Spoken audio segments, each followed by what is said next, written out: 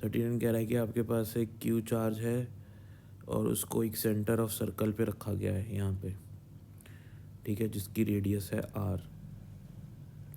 आपके पास सरकमफ्रेंस पे पॉइंट है, एक बी पॉइंट है, एक सी पॉइंट है, ठीक है, और एक पॉइंट है ए पॉइंट जो है बाहर है। If W A B represents work done by electric field in taking a charge Q naught from A to B, तो एक क्यू नॉट चार्ज को आप ए से बी मूव कराते हो, ठीक है, और उसमें आपका वर्क होता है डब्ल्यू ए बी। और इसको W A C work done from A to C, then तो ए से सी जब वर्क कराते हो तो वो डब्ल्यू ए सी होता है। यहाँ से यहाँ इसको मूव कराते हो तो डब्ल्यू ए बी होता है। तो डब्ल्यू ए बी और डब्ल्यू ए सी में क्या रिलेशन होगा? तो डब्ल्यू ए बी और डब्ल्यू ए सी दोनों इक्वल होंगे। क्यों होंगे इक्वल? क्योंकि इस पॉइंट पे पोटेंशियल कितना होगा? पोटेंशियल इस चार्ज की वजह से होगा के क्यू बाय आर। इधर भी इस चार्ज की वजह से कितना होगा? के क्यू बाय आर। तो मैं इसको वी मान लेता हूँ इंस्टेड। तो यहाँ पे भी वोल्टेज अगर वी है तो यहाँ पे भी वोल्टेज वी है, ठीक है। तो वर्क डन किस पे डिपेंड करता है? वर्क डन पाथ पे डिपेंड नहीं करता, क्योंकि यहाँ पे जो वर्क डन होगा वो अंडर इलेक्ट्रिक फील्ड होगा, और इलेक्ट्रिक फील्ड कंजर्वेटिव फील्ड है। तो कंजर्वेटिव फील्ड में जो भी वर्क होते हैं वो पाथ पे डिपेंड नहीं करते, पाथ इंडिपेंडेंट होते हैं।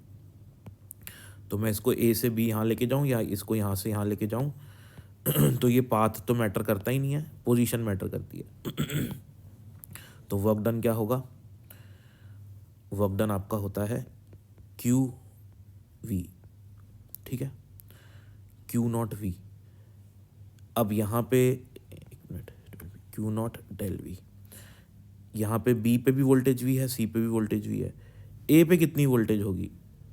ए पे वोल्टेज होगी इस चार्ज की वजह से के क्यू बाई ये वाली डिस्टेंस, इसको वी डैश मान लेता हूँ। तो ए पे वोल्टेज मान लेता हूँ मैं वी डैश।